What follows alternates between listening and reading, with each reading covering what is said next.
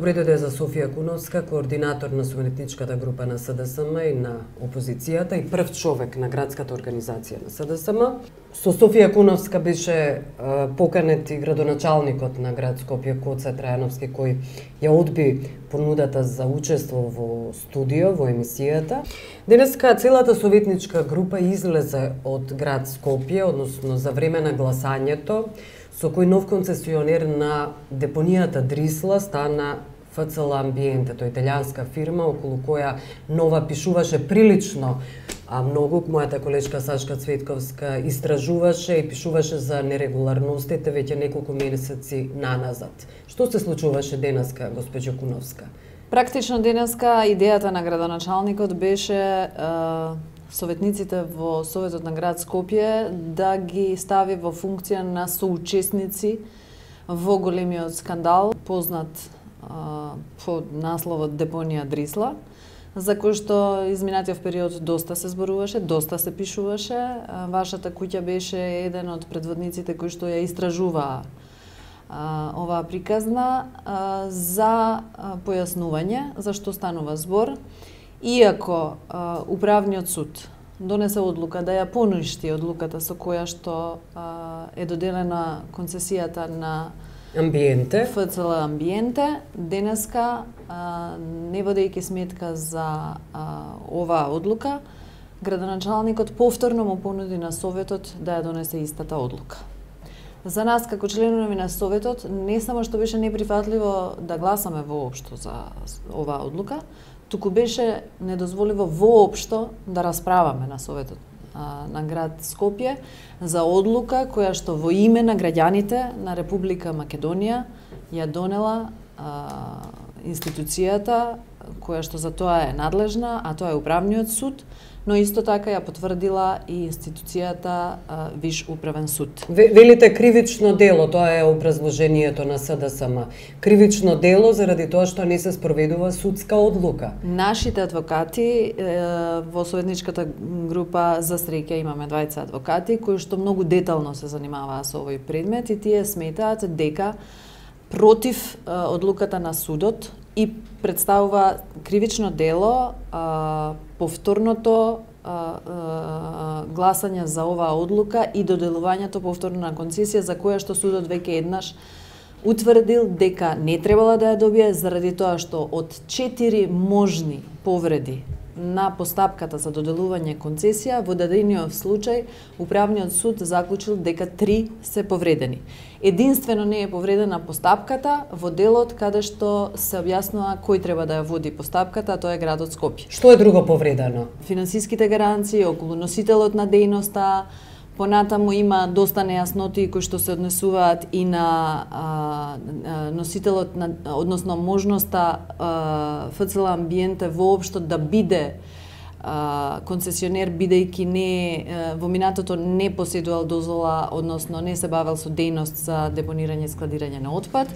Така што се работи за ново формирана фирма, неактивна фирма во регистарот на Италија, тоа е дел од истражувањето на Сашка Цветковска. Така е, меѓутоа сметам дека е недозволено ние како лаици да навлегуваме воопшто во дебата што од условите е исполнето, а што не е исполнето, ако пред нас имаме правосилна и извршна пресуда на надлежна институција во Република Македонија која е должна да ги земе предвид сите детали и да ја донесе таа одлука.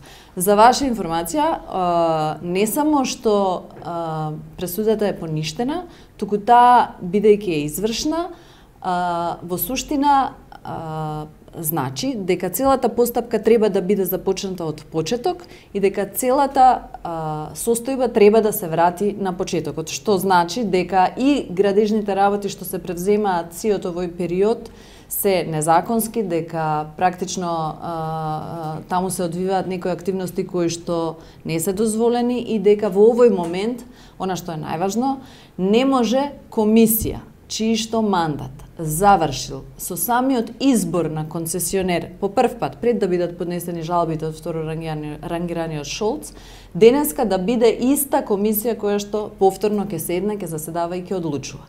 На оваа комисија мандатот ја завршува со првиот избор кој што го има направено и со тоа целокупната постапка околу изборот на концесионер завршува во тој момент.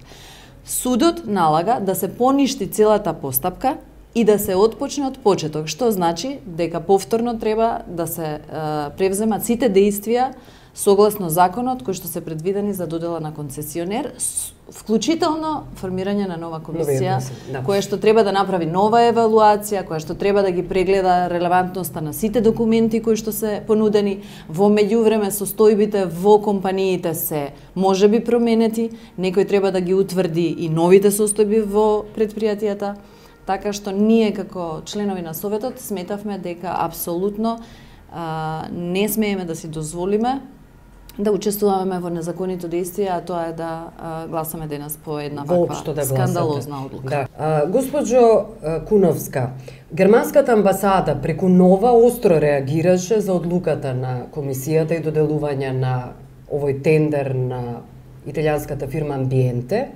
и во нивната реакција, како што минатата недела ние информиравме, беше кажано дека ќе биде побарано високо обештетување, дека се изненадени од изјавите на градот, дека тоа не придонесува за правната сигурност која е потребна за плодна македонско-германска соработка и дека со тоа се загрозува правната сигурност за потенцијалните германски инвестиции, воопшто се загрозуваат односите, македонско-германските односи. Јас сум на мислење дека германската амбасада само си завршува работата за која што е присутна во оваа земја, а тоа е си ги штити интересите и си го штити капиталот кој што потекнува од и правната сигурност се разбира. Нејзината земја. Да. Во таа смисла сосем очекувано е и ние како членови на Советот ја отворивме таа можност уште пред одлуката да стане правосилна, односно по првото донесување на одлуката на Управниот суд. Го отворивме прашањето што ќе се случи доколку пресудата биде поништена. Дали градоначалникот има план Б со кој што би требало да им одговори на граѓаните како ќе постапи доколку бидат побарани оштетни побарувања. Градоначалникот тогаш не убедуваше дека треба да почекаме до конечната одлука, но ете конечната одлука стаса. Тоа што е опасно за Република Македонија, не само во врска со оваа одлука, која што сигурно ќе предизвика побарување на одштета од градот Скопје, која што практично на крајот повторно ќе ја платат граѓаните на Скопје, а не лично Коце Трајановски или гарнитурата на власт. Постои уште еден елемент кој што е многу пострашен, а тоа е каква порака со ова испраќаме надвор од нашата земја кога станува збор за странските инвестиции. Сите ние сме сведоци колкави суми на средства се одвојуваат од буџетот на Република Македонија за повикување на странски инвестиции, колку силни милиони евра чинат рекламите по CNN, на другите медиуми и пишани електронски медиуми во странство. Понатаму колку чинат роудшоуата кои што владата ги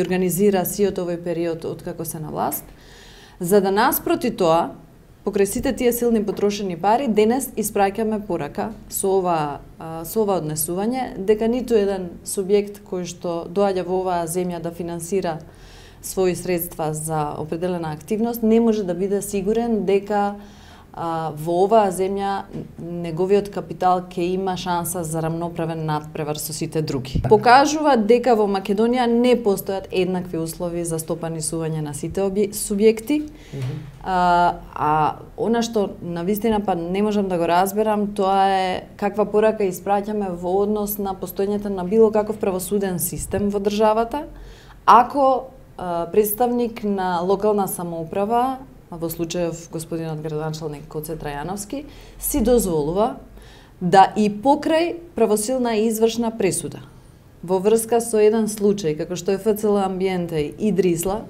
повторно, без чувство за прекршувањата за кои што споменува судот, се обидува истиот концесионер да ја добие работата во град Скопје.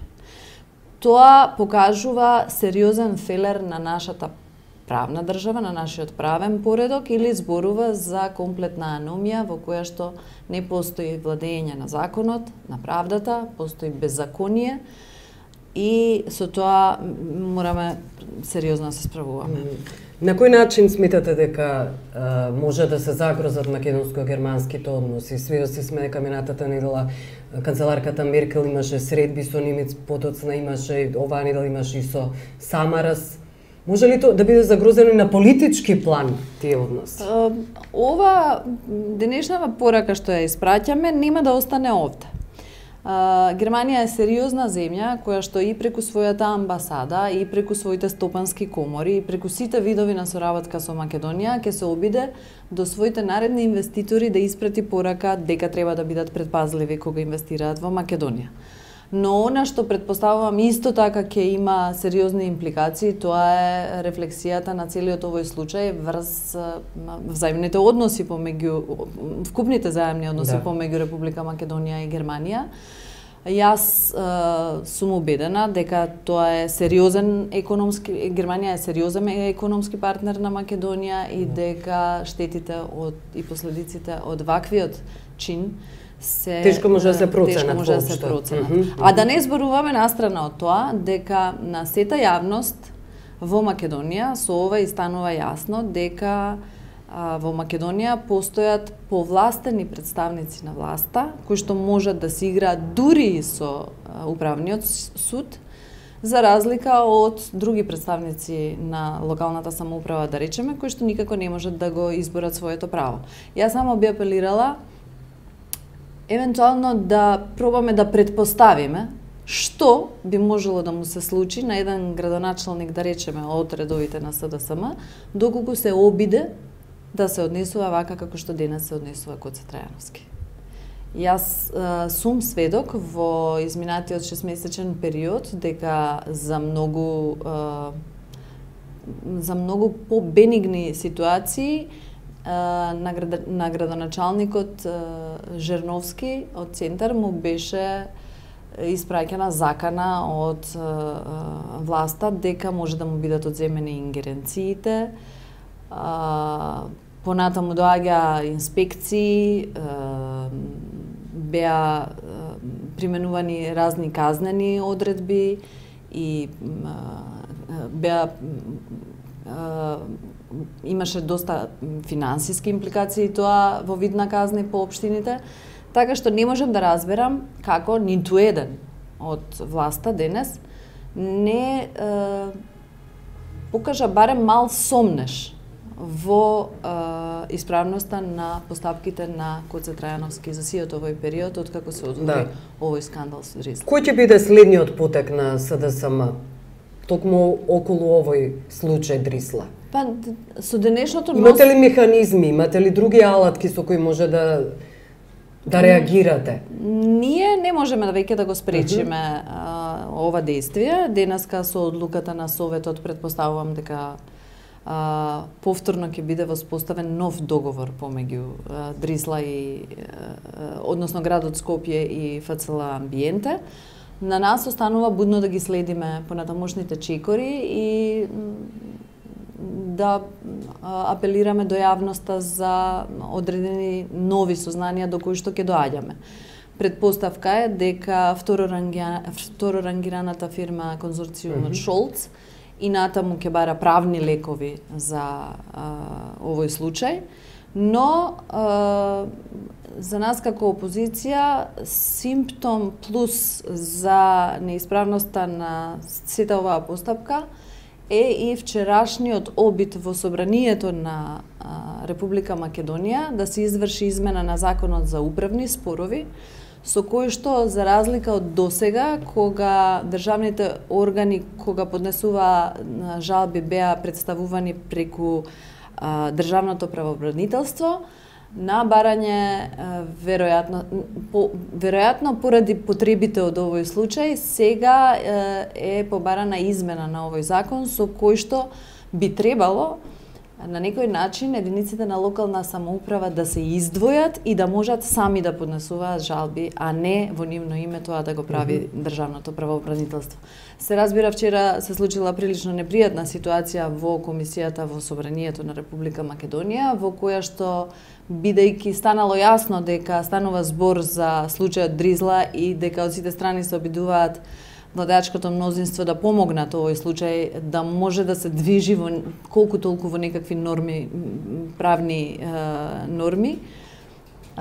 Сепак и самите представници на ВМРО ДПМН ја напуштиле комисијата, со што немало кворум со кој што би можело да се донесе заклучок на комисијата и се уште таа ситуација статус кво. Добро, јас ви благодарам што бевте гостин. Благодарам за поканата.